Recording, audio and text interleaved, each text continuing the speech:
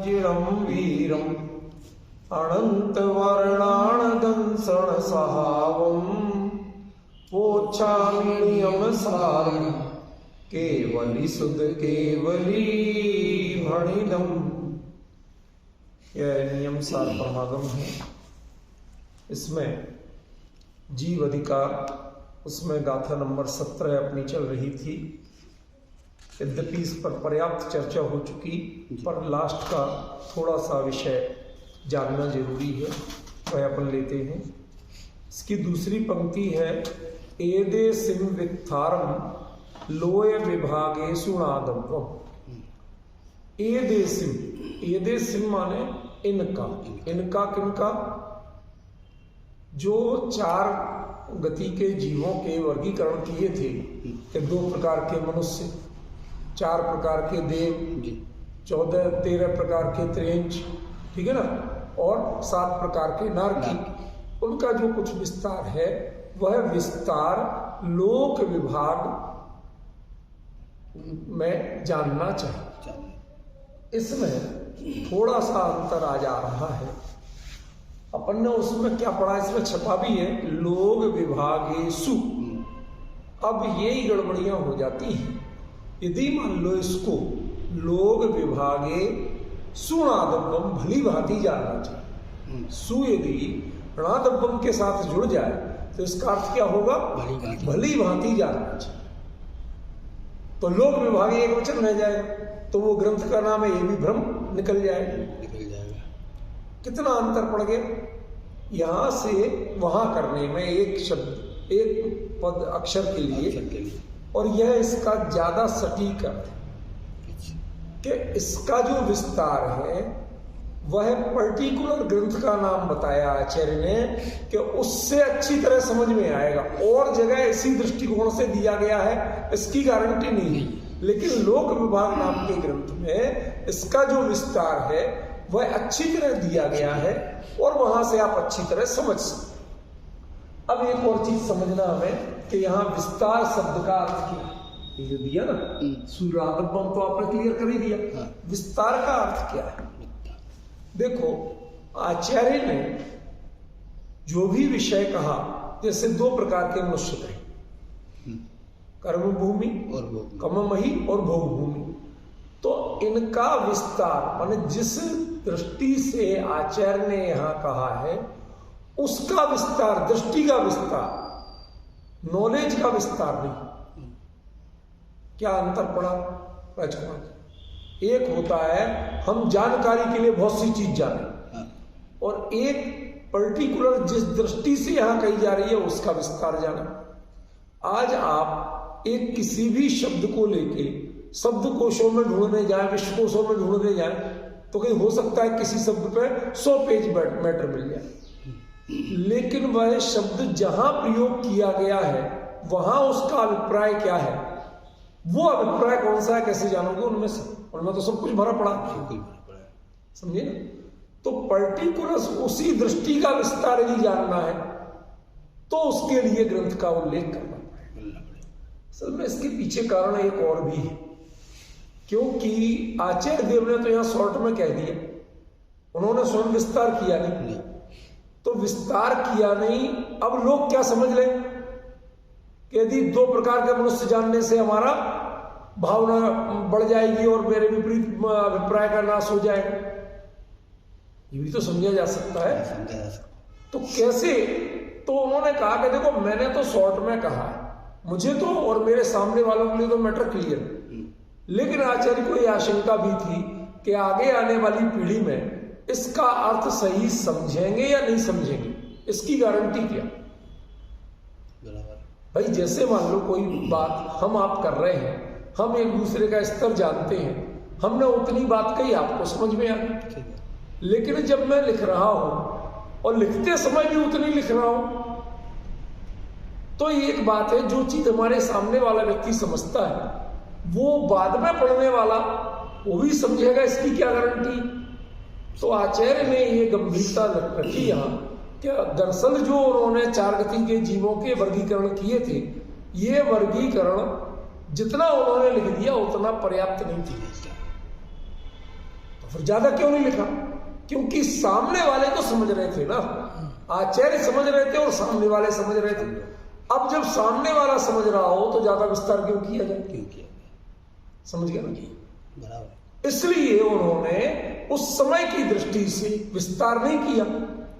लेकिन आगामी कोई जो पाठक पढ़ेगा तो वो पढ़ के कहीं कुछ का कुछ नहीं समझ ले, इसलिए उन्होंने क्लियर कर दिया कि इसका जो मेरी दृष्टि के अनुसार जो विस्तार है वो और कहीं नहीं मिलेगा, वो लोक विभाग नाम के ग्रंथ में ही मिलेगा। और उससे ही सुनादव्यम, ये लोक विभागे सु नहीं है, ये लोक विभागे सुनादव्यम, लोक विभाग से नामक ग्रंथ में भली भांति जानना, माने जो मेरा दृष्टिकोण है उसका स्पष्टीकरण तो लोक विभाग नामक ग्रंथ में ही है, उसका स्पष्टीकरण और कहीं नहीं होगा भी तो उतना टू द पॉइंट नहीं। आज हम कई चीजों को आपस में बातचीत में लेते हैं, लेकिन उसमें अंतर क्या पड़ता है? हमें जिस पर भरोसा है कि ये व्यक्ति उस बात को सही समझेगा, उसमें तो चल जाता है, और जिसमें डाउट है तो फिर उस पर हमें कहते हुए डर लगता है। ठीक है ना? आज बहुत सी चीजें हैं, जैसे मैं इतने लेख लिखता हूं, पुस्तकें लिखता हूं, उनमें क्या होता है कि मूल विषय हम भी डिक्शनरियों से लेते हैं कई बार, शब्दों का अर्थ।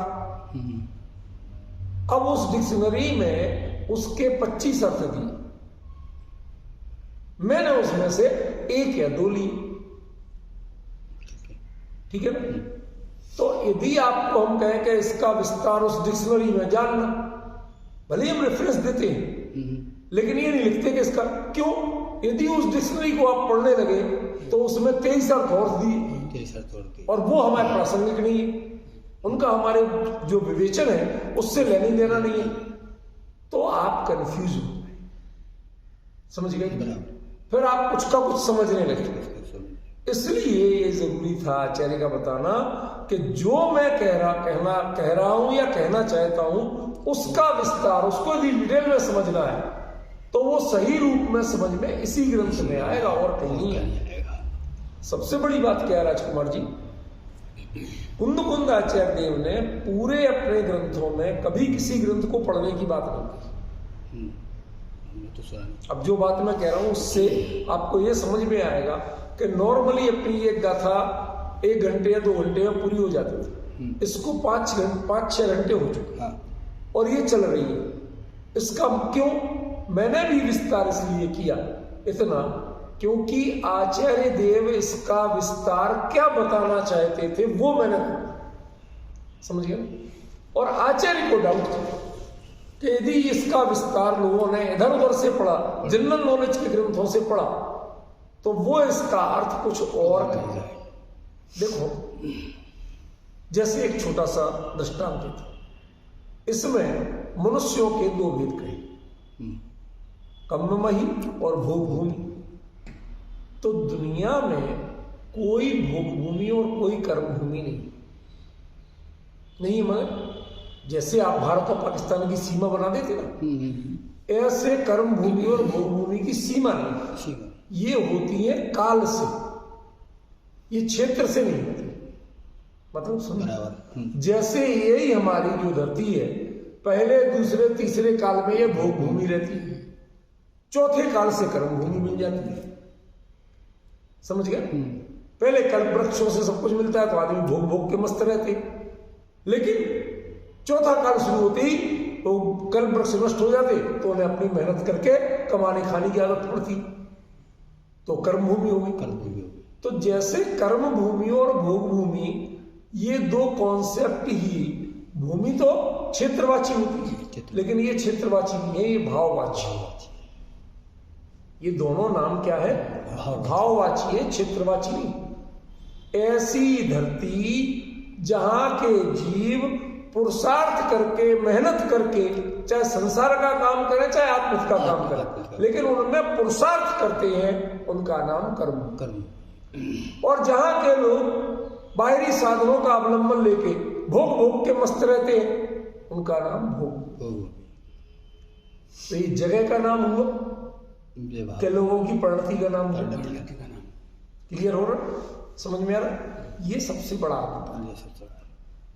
अब वो कर्म भूमि और भोग भूमि ये कही क्यों गई, उनके पीछे दृष्टि क्या थी, वो तो हमने पकड़ी नहीं, और खाली ये वर्गीकरण समझ लें, 7 नरक, हाँ सब 7 नरक हमने पढ़े हैं, पहला दूसरा तीसरा, ये तरीका नहीं है इसका, ये ज्योग्राफिकल नॉलेज नहीं है, ठीक है ना भौतिक जानकारी।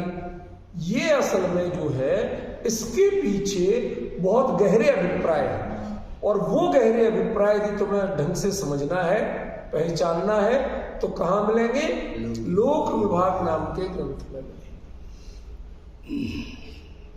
जो ये वाक्य है इसके अनुसार तो मुझे लगता है कि अभी इसकी और चर्चा की जानी चाहिए थी, अपन ने कम ही की। क्यों? क्योंकि कुंद ने पहला कोई प्रकरण है जिसके बारे में किसी ग्रंथ से जान लेना एक दिया, बाकी उनके 11-12 ग्रंथ आज मिलते हैं, 1000 से ऊपर गाथाएं हैं, लेकिन किसी गाथा में कहीं कुंद ने ही नहीं लिखा कि ये विषय आप फला ग्रंथ से जान लेना। ये आपने देखा है लोक विभाग ग्रंथ है? लोक विभाग उपलब्ध नहीं। अच्छा, लोक विभाग ग्रंथ उपलब्ध नहीं। आपका जो प्रश्न है तो फिर आपने कैसे बताया ये सब विस्तार? आपका कहना बिल्कुल सही, आप ऐसा कह सकते हैं। देखो, हम चाहे प्रवचन सार की चर्चा कर रहे हैं, चाहे नियम सार की कर रहे हैं, उसमें हमारा उद्देश्य अधिकतम आचार्य के मूल अभिप्राय से जोड़ना है, और आचार्य गाइडलाइन दे रहे हैं कि विपरीय परिहरतम में विपरीत मान्यता का परिहार करने के लिए, और निज भावना निमित्तम अपनी भावना को उन्नत करने के लिए। तो दोनों चीजें हमें देखना है कि इससे कौन सी विपरीत भावना का परिहार होता है।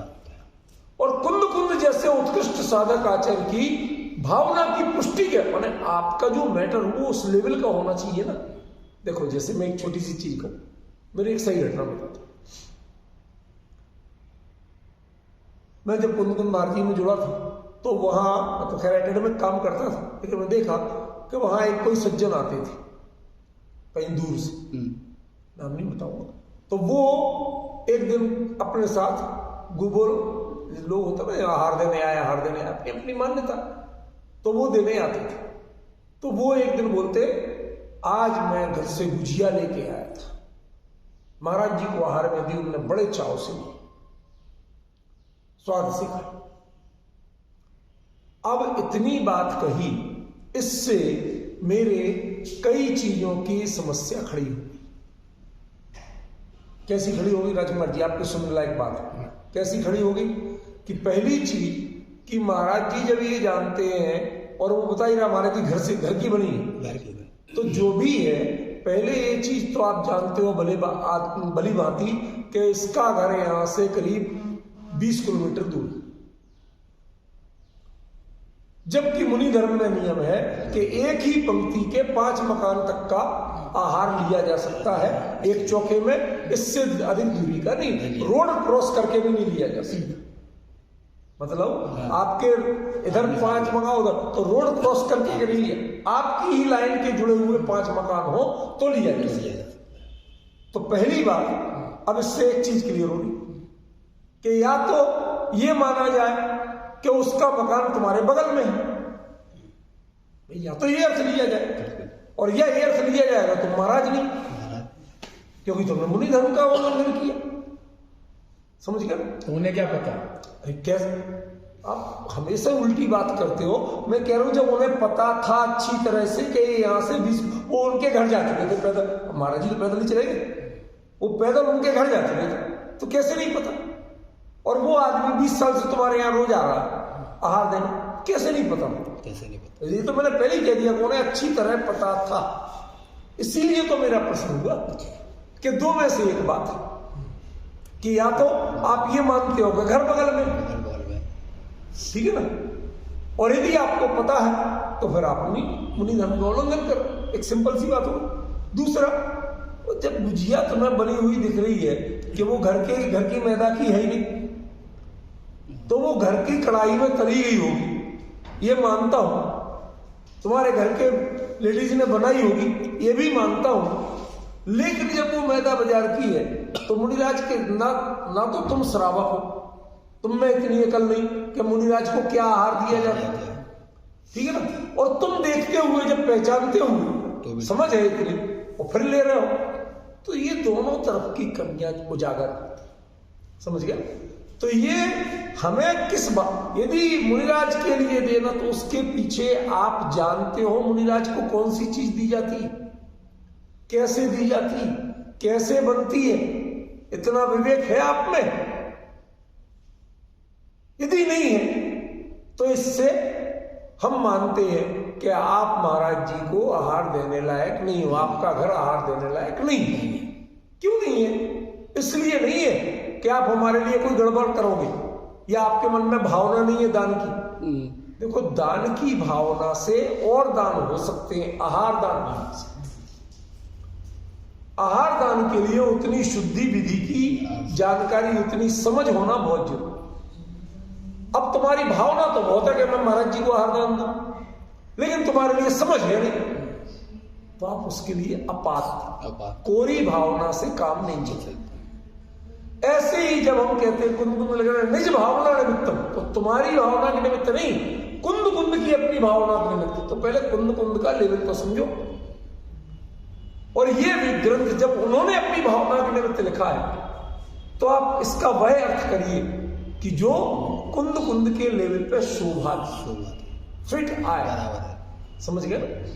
इसलिए यहां पर जब वो कहते हैं कि लोक विभागे सुना तब, ये लोक विभाग नाम के ग्रंथ से भली भांति जान लेना, तो इसके पीछे यही नहीं है कि जो विस्तार हमने नहीं किया वो वहां मिल जाएगा, बल्कि वो ये भी कहना चाहते हैं कि ये जो चार गतियों के वर्णन है, ये वर्णन इसका जो वास्तविक दृष्टिकोण है जिनागम का, क्योंकि ये वर्णन इनका सही विवेचन तो लोक विभाग में, अन्य किसी ग्रंथ में उतना सटीक विवेचन नहीं, ठीक है ना।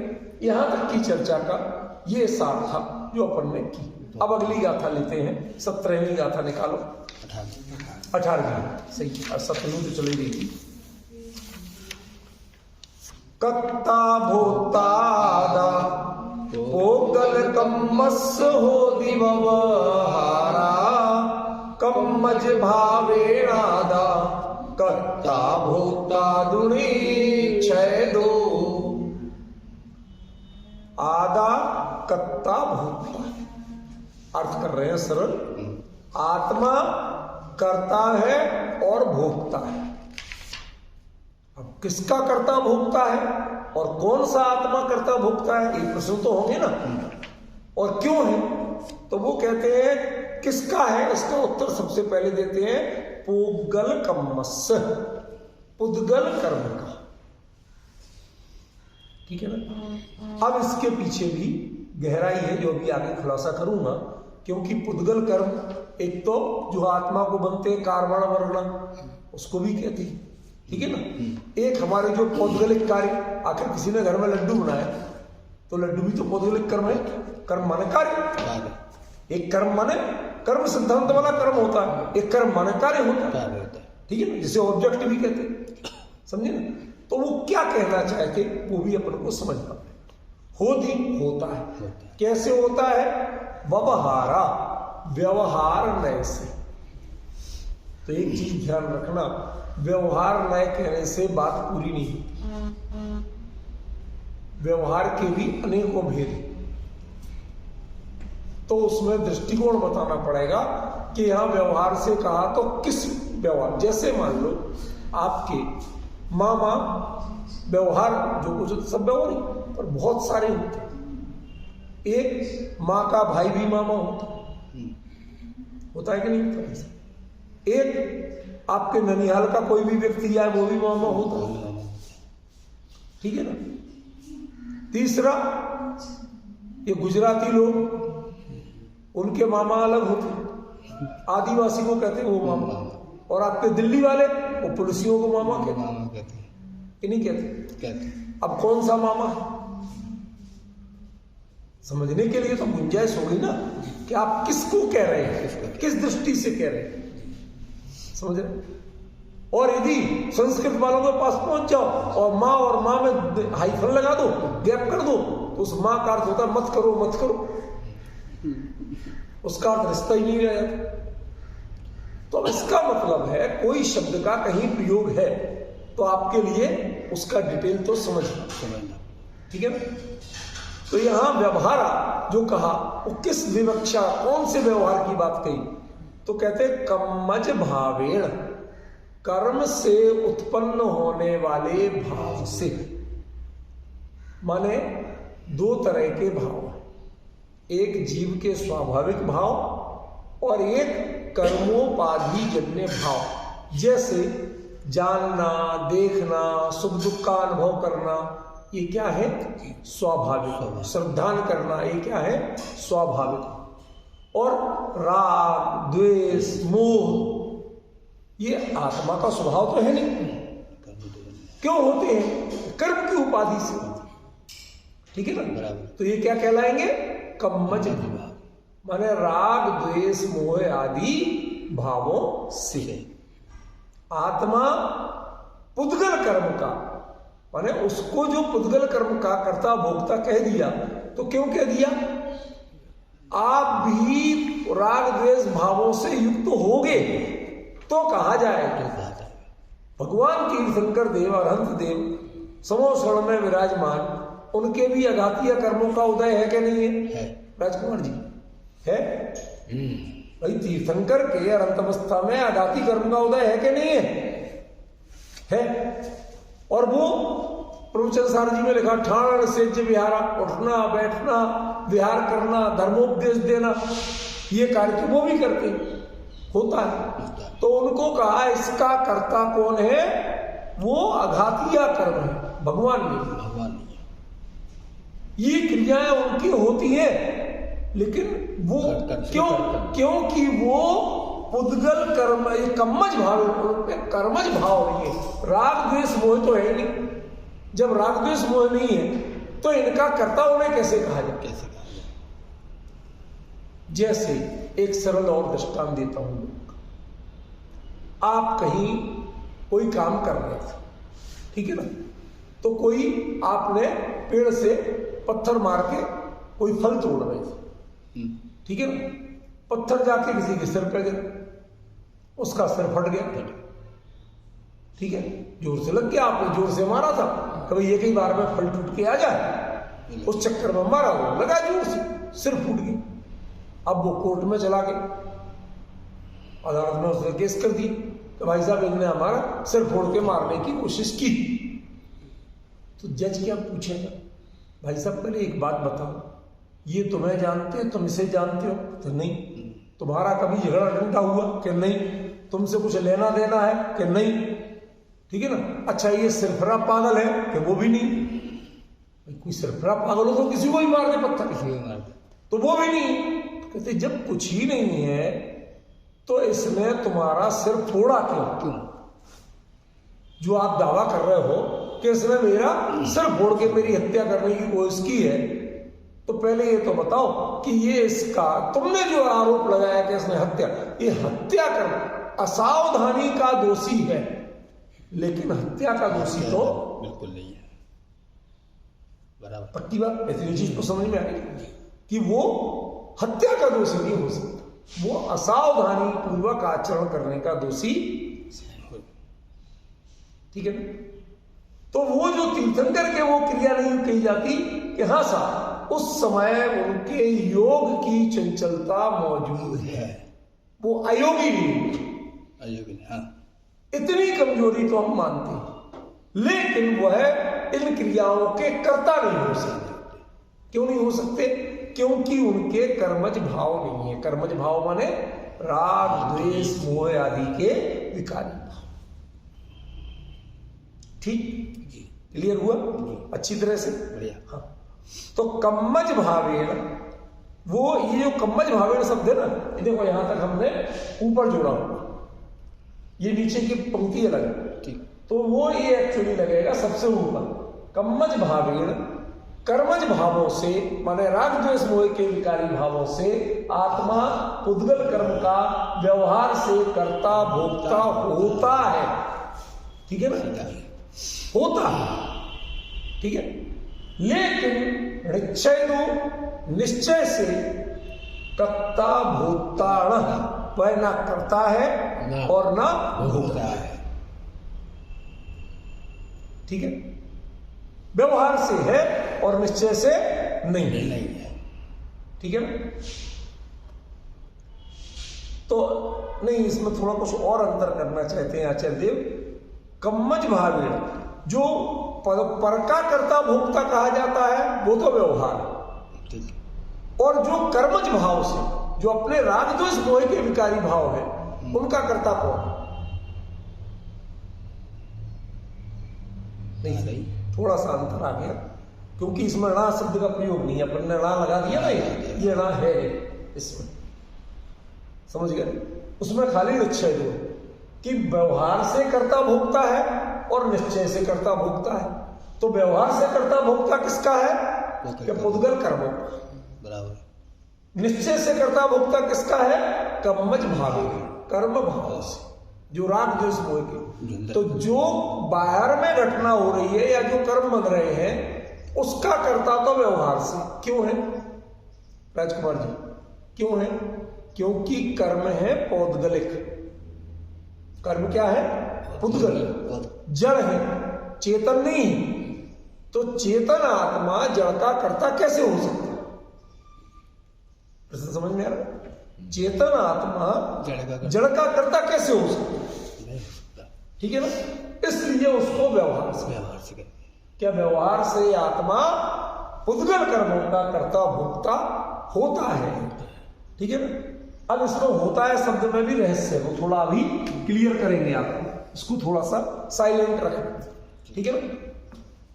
और निश्चय से कम्मज भाव, जो कर्मज भाव है, उनसे कर्ता भोक्ता कहा। अब देखो इधर पे क्या दिया है? षष्ठी एक वचन, यहां पर क्या दिया है? तृतीया एक वचन। और कर्ता भोक्ता होता है, ये दोनों में कॉमन वाक्य, समझ रहे? तो यहां पर अंतर क्या पड़ रहा है कि आत्मा व्यवहार से पुद्गल कर्म का कर्ता भोक्ता होता है का, यहां पर कह रहे हैं का, और यहां कह रहे हैं से। इसका मतलब है आचार्य चाहते तो पुद्गल कम्मज भावस्य ये कर देते, या कम्मज भावाण बहुवचन, तो वो षष्ठी कर सकते थे, लेकिन यहां दी तृतीया और वहां दी षष्ठी। इसका मतलब आचार्य के कहने में कुछ अंतर है। वो ज्यों का तो नहीं दोहरा रहे, किसी बात को रिपीट नहीं कर रहे। उन्होंने जब चेंज करके बोला है, इसका मतलब क्या है? क्या उस परिवर्तन को, उस चेंज को आपको भी समझना होगा। आप समझेंगे नहीं तो इसका मतलब आप चूक कर रहे हैं। आचार्य चूक नहीं कर रहे, उन्हें जहां जो बताना था वो संकेत कर दे, ठीक है। तो अभी अपन सरल अर्थ करते रहते हैं, पर ये चीजें ध्यान दे लो कि एक तो यहां व्यवहारा कहा, यहां निश्चय कहा। ये तो दोनों एक जैसे प्रयोग है, पंचमी के प्रयोग, ठीक है ना। ये भी पंचमी एक वचन है और ये भी पंचमी एक वचन, ठीक है ना। तो ये तो व्यवहारा निश्चय तो एक जैसे प्रयोग, लेकिन यहां पुद्गल कम्मस षष्ठी है और यहां कम्मज भावेण ये तृतीया। तो ये बड़ा अंतर है यहां। कर्ता भोक्ता ये दोनों में कॉमन है। दो वाक्य देख रहे हैं ना, आधा वो करता है, तो आधा व्यवहारा पुद्गल कम्मस्य कर्ता भोक्ता, बराबर। आधा वही आधा शब्द यहां भी आ जाएगा, आधा कम्मज भाव निश्चय दो कम्मज भावेण कर्ता भोक्ता। तो कर्मज भाव से कर्ता भोक्ता है कि कर्मज भावों का कर्ता भोक्ता, इससे कर्ता भोक्ता, समझ गए? तो से कर्ता भोक्ता है तो किसका, ये बताना पड़ा। भाई कोई चीज साधन बन गई, मैं चम्मच से खाता हूं, क्या खाते हो? चम्मच तो नहीं खाते, ये तो तय है। क्या खाता हूं वो बताना पड़ेगा। या तो ये कहो कि मैं यह खाता हूं, तब तो समझ में आ गई। समझ आ गई। और यदि वो क्या खाते हो ये क्लियर नहीं है तो फिर साधन बताया, तो साधन से क्या ले रहे हो ये तो बताना पड़ेगा। तो आत्मा कर्मज भाव से करता भोगता है तो किसका, उसका उत्तर तो इस गाथा में है ही। समझ रहे हैं? अब उन्हीं कर्मों का निश्चय से, उन्हीं कर्मों का व्यवहार से करता भोगता है। क्या कहना चाहते हो? सब कुछ कंफ्यूजन में, ये तो कंफ्यूजन पैदा होना चाहिए। क्यों? जब आप मन लगा के किसी चीज को पढ़ोगे, दिमाग लगाओगे, तो आपको अंतर पता चलेगा कि यहां कुछ गड़बड़ी। जब लगाओगे ही नहीं, नीचे हिंदी में छपाया पढ़ लिया और हाथ जोड़ दी, तो कुछ पल्ले नहीं पड़ेगा। वो खाली नकली श्रद्धा है, असली श्रद्धा भी नहीं, नकली श्रद्धा, दिखावा जिसे कहते।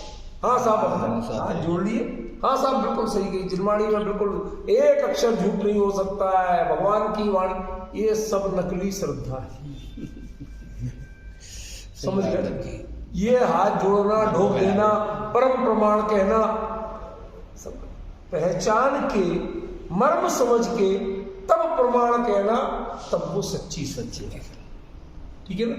तो आप अकेले हाथ मत जोड़ो, पहले उसको पहचानने की कोशिश करो।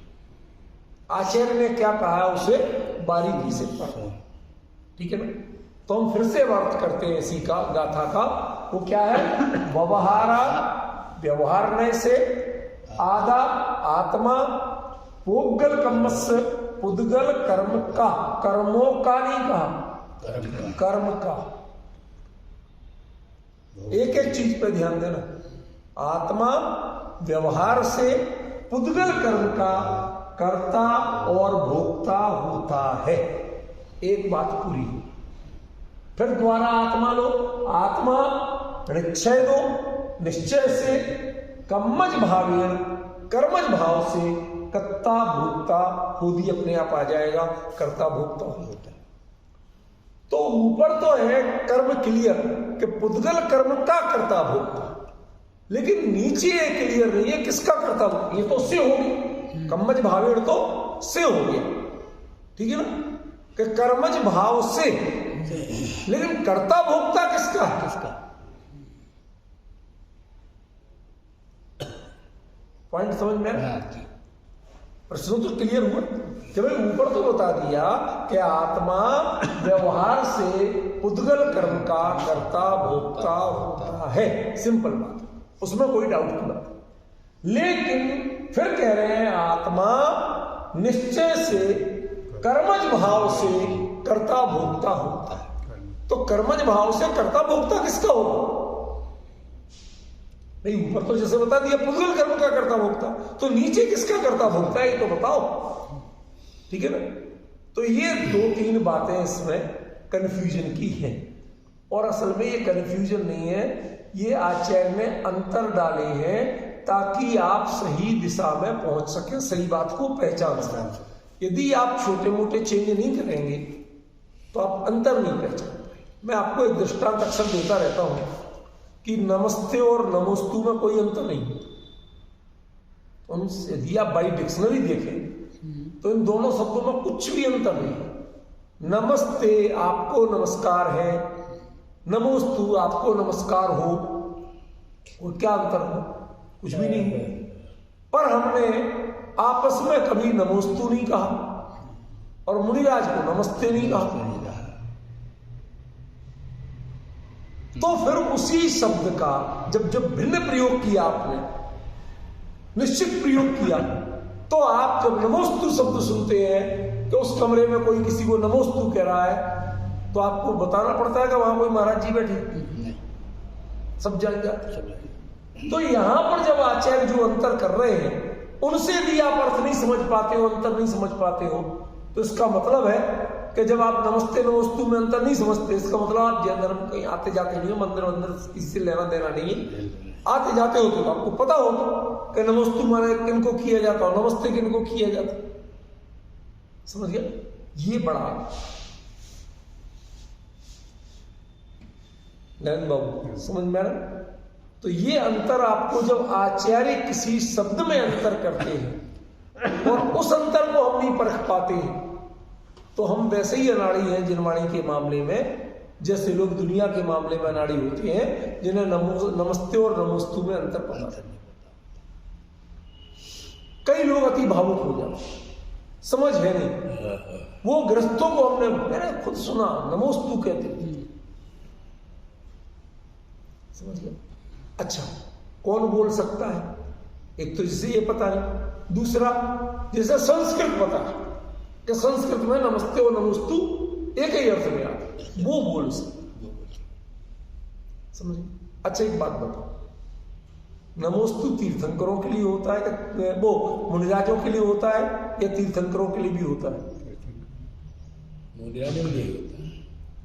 सिर्फ मुनिराजों के लिए नमोस्तु वंदना का समय। जैसे वहां के नमोस्तु नमोस्तु ऐसा है ना, वहां पर जो नमोस्तु है और जो आप ऐसे बोलते हो, उन दोनों में बहुत बड़ा अंतर है। वहां पर वो बिल्कुल भिन्न भिन्न है। नमः अस्तु, नमस्कार हो, और यहां नमोस्तु एक सिंगल वर्ड है, सिंगल वर्ड, वो टाइप्ड है, समझ गए?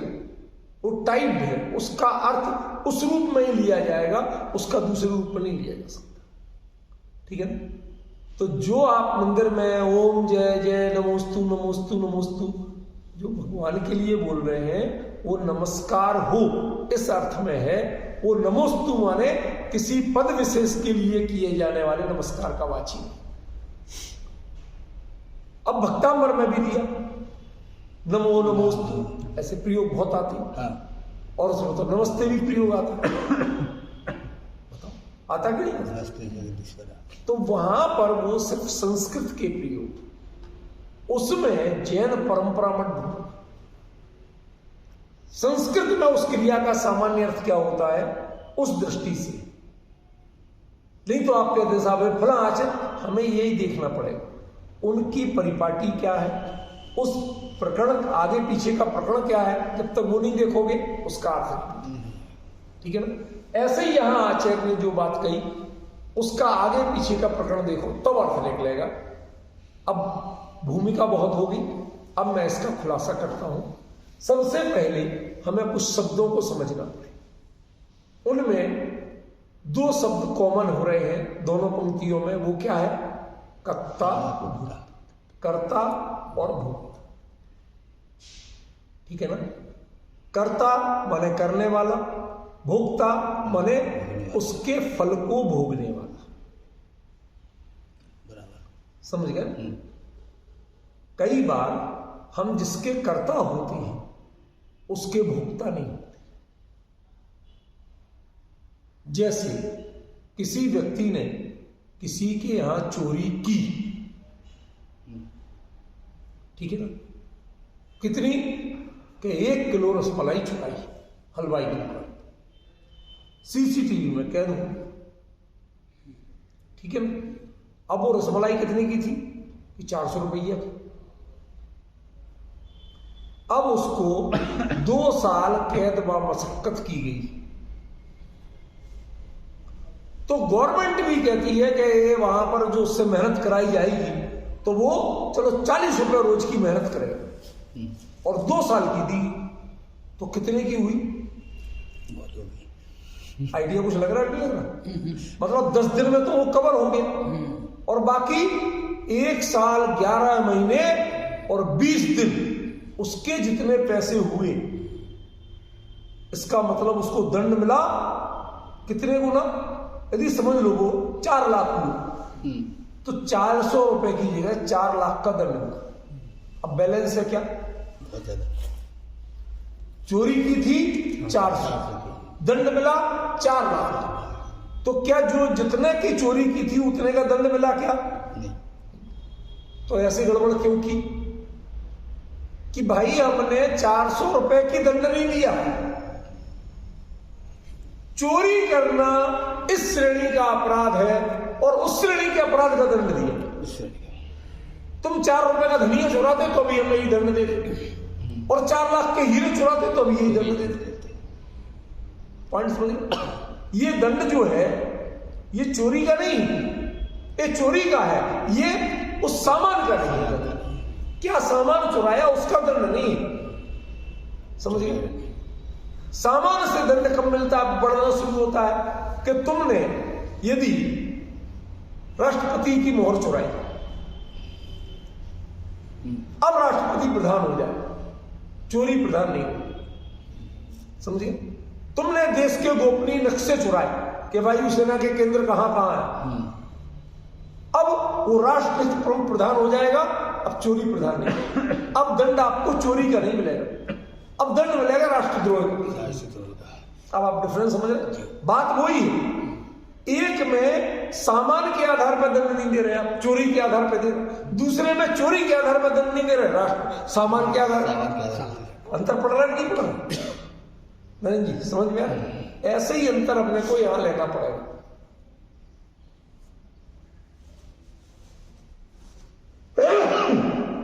आचार्य देव जब दो शब्दों का प्रयोग कर रहे हैं तो ऊपर और नीचे रिपीट क्यों कर रहे हैं, समझ लिया? अकेला अच्छा लिख देते कि व्यवहार से उद्गल कर्म का और निश्चय से कम्मत भावेण होता है।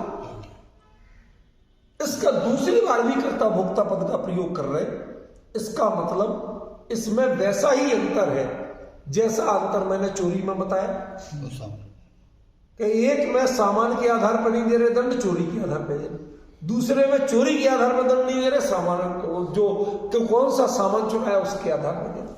क्यों? जहां जिसकी प्रधानता हो वहां बात मूल्य की नहीं। हो सकता है कि उसने राष्ट्रपति की जो कोई चीज की फोटो ले ली खाली, तो वो उतनी कीमती नहीं थी। एक रबर स्टैंप 4 रुपया की, 10 रुपए की, 20 रुपए की बन जाएगी, समझिए ना, वो कीमती नहीं थी। तो फिर कीमती क्या थी? देश के राष्ट्रपति भवन में चोरी, ये वो तुम कहीं भी लगा दो वो मोहर तो राष्ट्रपति के साइन माने जाएंगे। दो राष्ट्रों में लड़ाई करवा सकते हो, समझ गए? तो वो मुद्दा था, ठीक है ना, वो उसकी कीमत नहीं थी बड़ी। और यहां तो हर चीज का अंतर पड़ रहा है कि नहीं पड़ रहा? तो ऐसे ही यहां पर आपको वो अंतर समझना पड़ेगा कि ये कर्ता है या भोक्ता है। पहले तो कर्ता और भोक्ता में ही अंतर समझना पड़ेगा। कर्ता पने का भाव भिन्न है और भोक्ता पने का भाव भिन्न है। जो जब किसी को चोरी करता है कहीं और उसके बाद दंड भोगता है, तो चोरी करते समय उसके मौज के भाव, मजे के भाव, अभी तक पता ही नहीं चलेगा, चल के अपना मौज करें, समझ गए? लेकिन जब दंड भोगता है तो उसके प्रायश्चित के भाव होते हैं, खेद खिन्नता के भाव होते हैं। कहां से कहा मेरा दिमाग ऐसे उल्टी किन चीजों में चला, कहां से कहा मैंने ऐसा किया, अंतर समझ रहे भाई? ठीक है ना? तो ये जो अंतर है ये आपको दोनों में समझना।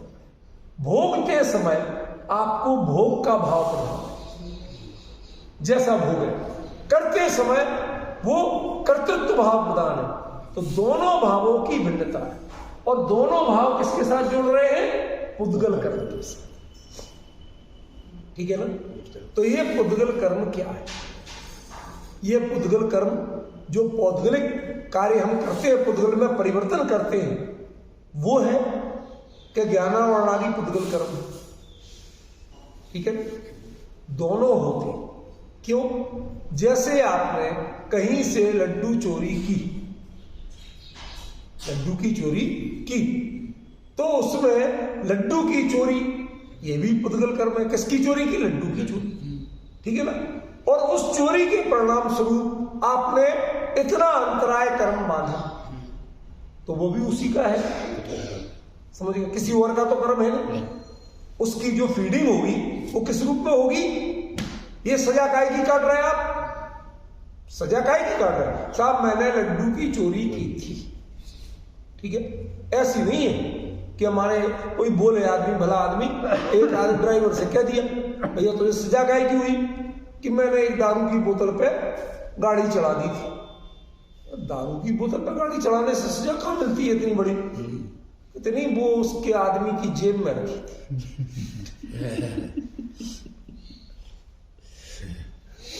अब सीधे क्यों नहीं कहता आदमी के ऊपर चलाई थी, क्या क्यों रहा? तो ये अंतर प्रमाण, ऐसा यहां हर चीज की बारीकी को समझना पड़ता, ठीक है ना? अभी तो संकेत कर रहा हूं, समय थोड़ा है, अगली बार में हम आपको ये नीचे ऊपर के तुलनात्मक बताएंगे। यहां देखो, निश्चय से कर्ता और भोक्ता, यहां पर जो है कर्ता भोक्ता, वो कर्तृत्व भाव की दृष्टि से, भोक्तृत्व भाव की दृष्टि से, मैं ये करूं, मैं ये भोगूं। लेकिन निश्चय से जब कर्ता भोक्ता होता है कि यह परिणमति स कर्ता, जो उस रूप में परिणमित हो सके वो उसका कर्ता। तो आत्मा ज्ञानावरण कर्म के रूप में परिणमित हो सकता है? नहीं हो सकता। लेकिन राग भाव के रूप में परिणमित होता है? वो तो भाई किसका कहोगे राग? बताओ भाई, जो लड्डू चुराए या हीरे चुराए या गोला बारूद चुराए, वो मुद्दा, वो तो चीज अलग हो सकती है, लेकिन चोरी का भाव तो तेरा अपना था, समझ गए? सजा तो उसकी दे रहे हैं, उसकी दे रहे हैं, ठीक है ना? तो यहां नीचे जब कहते हैं कि यह परिणमति सा करता, ठीक है, जो उस रूप में परिणमित हो रहा है, तो आत्मा उस समय अपना ज्ञान भाव छोड़ करके रागादि रूप में परिणमित हो रहा, अपने आप को राग का करता। मैं राग हूं, मैं पंडित हूं, मैं त्यागी हूं, मैं पुजारी हूं, मैं सेठ हूं, वो जो काम कर रहा उसका करता। राष्ट्रपति अपने आप को राष्ट्रपति मानता, प्रधानमंत्री अपने आप को प्रधानमंत्री मानता, चपरासी अपने आप को चपरासी मानता, सब करते। जो राष्ट्रपति भवन में चपरासी है वो राष्ट्रपति भवन में रहता है, और राष्ट्रपति भी कहता राष्ट्रपति भवन में रहता हूं। तो दोनों के राष्ट्रपति भवन एक ही है क्या? एक का राष्ट्रपति भवन का मतलब है कैंपस, और एक का राष्ट्रपति भवन का अर्थ है क्या? भाई अंतर पड़ा नहीं? तो हमें ऐसी ही बारीकियां निकालना पड़ेगी, पहचानना पड़ेगी कि यहां कर्ता माने क्या, कि जो उस रूप में स्वयं परिणमित हो रहा है कि खाली कैंपस में रह रहा है। समझ गया?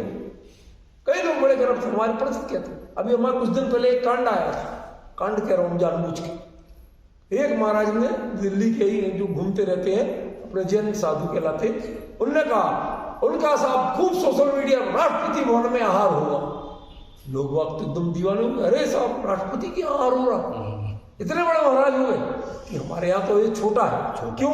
क्योंकि राजपिंड का त्याग होता, हमारे यहाँ तो धर्म विरुद्ध कार्य है। सही बात। लेकिन आज की पब्लिक तो मूड है, उसे तो अकल है नहीं, तो वो तो एकदम दीवानी हो गई राष्ट्रपति। तो हुआ क्या था, राष्ट्रपति भवन के कर्मचारी क्वार्टरों में कोई जैन भाई रहता हो, ठीक है ना, उसके यहाँ और आपने विज्ञापन क्या कर दिया, राष्ट्रपति भवन। दोनों सही है। अब दोनों सही है, दोनों भिन्न विवक्षाओं से, एक विवक्षा से, एक विवक्षा। यदि आप विवक्षा एक कर दोगे तो अनर्थ हो। क्यों? क्योंकि आहार देने वाला नियम होता है मुनि धर्म में कि घर का मुखिया आहार देता जरूर है, पड़गाता जरूर है। वहां पर ना राष्ट्रपति ने पड़गाया था, ना राष्ट्रपति ने आहार। सही है ना? तो बात गलत होगी कि नहीं होगी? परिसर में रहने वाले किसी व्यक्ति ने दिया, तो जो कर्म का करता है वो परिसर में रहने वाले व्यक्ति वाली बात है कि भाई मेरे ऐसे भाव किए थे, वो कर्म स्मार्ट थे, वो उस रूप में परिणमित होकर बंध गए। कर्म का बंधन किसमें होता है? कर्म में होता है, आत्मा में नहीं होता। वो एक क्षेत्र में रहते इसलिए कहा जाता है। क्यों नारायण जी, भैंस बांधी कभी?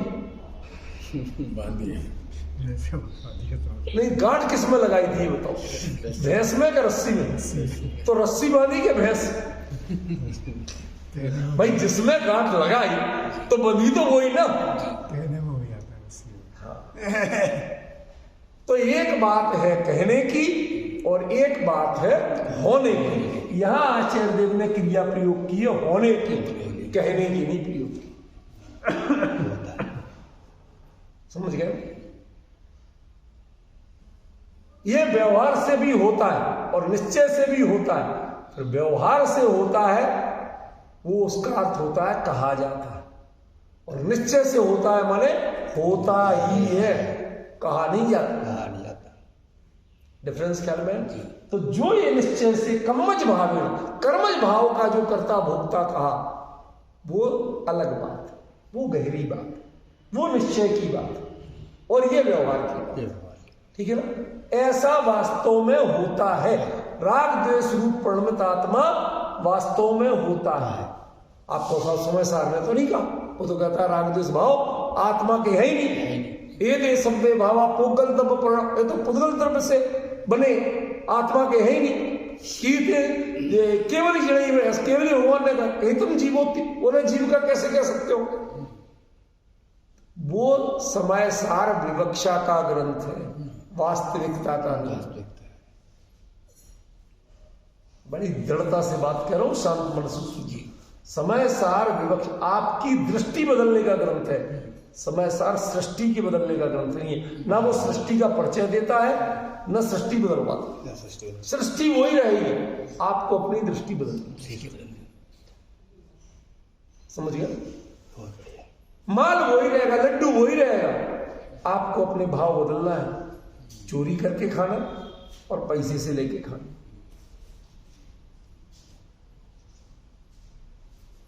अंतर पड़ा के नहीं पड़ा?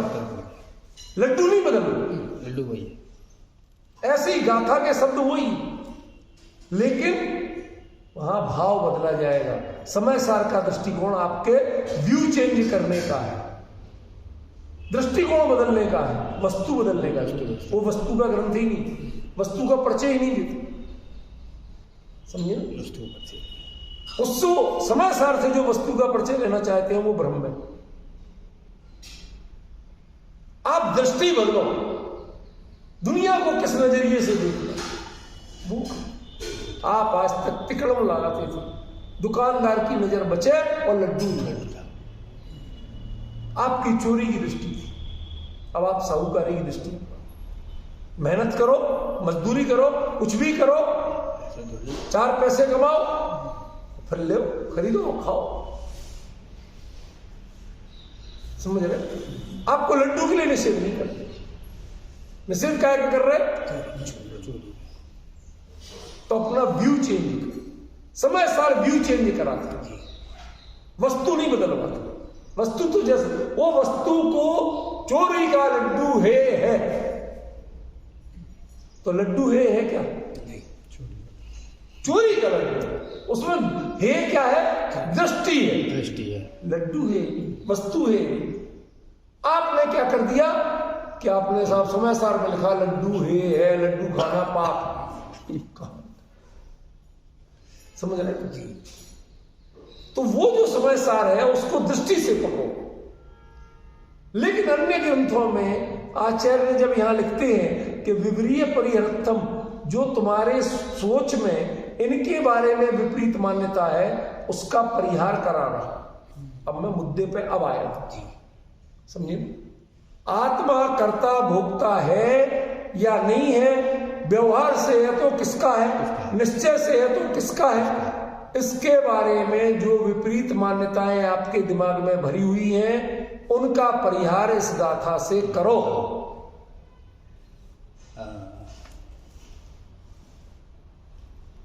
समय सार में यही गाथा होती तो अर्थ दूसरा होता, और यहां है तो अर्थ दूसरा।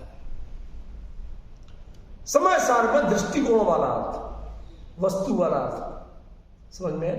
इसमें वस्तु प्लस भावना, वस्तु प्लस भावना। तुम्हें अपने आप को और अपग्रेड करना है तो आपकी भावना कैसी होनी चाहिए, समझ में? और वस्तु माने विपरीतता का परिहार, तो वस्तु पर हो। तो समय सार मात्र दृष्टिकोण का ग्रंथ, और नियम सार में उसके प्रति जो वास्तविकता है तुम्हें सही समझ है कि नहीं वो भी जानो, और उसके प्रति अपनी भावना कैसी कर, ताकि तुम अपग्रेड हो सको। समुन्नत हो सके। समझे ना? ये अंतर है उसका सबसे। इसलिए नियम सार में यदि समय सार में आत्मा कर्ता भोक्ता का ऐसे ही गाथा समय सार में, लेकिन वहां अर्थ भिन्न है। वहां अर्थ है दृष्टि का, और यही बात प्रवचन नियम सार में भी कही, लेकिन यहां अर्थ है दो दृष्टियों से। एक पहली दृष्टि वस्तु स्थिति क्या है, क्या भ्रम पाल लिया आपने, मान लिया मैं तो परका करता हूं नहीं, किए जाओ, आत्मा तो खाते ही नहीं, तो कर्म किसको बने? जो अविरति भाव के कर्म है वो किसको बनेंगे? आप आराम से रात्रि भोजन करो, लहसुन प्याज खाओ, आत्मा तो खाते ही नहीं। समय सार में लिखा है, हम तो पढ़ के आए, तो कर्म बंधेंगे कि नहीं बंधेंगे? बंधेंगे। तो इसका मतलब कर्म क्यों बंध रहे? जब हमने गलती ही नहीं की तो सजा किस बात की मिल रही है? समझे ना? कुछ तो है जब सजा मिल रही है, वो जो है गलत उसका परिहार करने के लिए। समझे ना? विवरीय परिहार मतलब जो समय सार में जिस दृष्टि से बात कही है, शब्द भले ही वही हो, लेकिन नियम सार में वही दृष्टि नहीं। दृष्टि अलग है। क्या है वो खुलासा तो अगली बार होगा, अभी नहीं हो सकता। अभी तक तो हम उस अर्थ के लेवल पे लाए हैं, ठीक है ना? 20 बन गया। ये बहुत बड़ा डिफरेंस। और वहां जो निश्चय कहा है और यहां निश्चय कहा है, ये यहां निश्चय जो है वो भावनात्मक दृष्टि से बहुत बड़ा अंतर है। यदि भावनात्मक दृष्टि से आप ये कोई मुनिराज ये कहें गाली का प्रणमन होना था, हो गया, मैंने किसी को कोई गलत शब्द बोल दिया, उसका प्रणमन होना था, उसमें मेरा क्या है? वो तो पौद्गलिक वर्णना है, चलेगा। आप अपशब्द बोलो, कठोर शब्द बोलो, निंदनीय शब्द बोलो, आप साहब हमारी भाषा समिति से ही मानी जाए, चलेगा? डिफरेंस समझ में आ रहा है नहीं? आपको मुनि धर्म की भावनाओं के अनुरूप अपने आप को मेंटेन करना पड़ेगा, उससे बिलो लेवल पर नीचे से। समझिए? तो इन दोनों के संदर्भ में इसी गाथा का अर्थ अगली बार किया जाएगा, तब आपको खुलासा कि इसका वास्तविक अर्थ क्या था, आचार्य क्या कहना चाहते। लेकिन इसके शब्दार्थ तक तो भी पहुंचाना था मुझे, उसको भी तो समझाना था। तो इतनी चर्चा की, अगली बार में जो चर्चा होगी तो उसके उन दृष्टिकोण की होगी कि इसमें किस विपरीतता का परिहार हो रहा है और किस भावना की पुष्टि हो रही है। ठीक है ना? ये चर्चा की बात आज समझ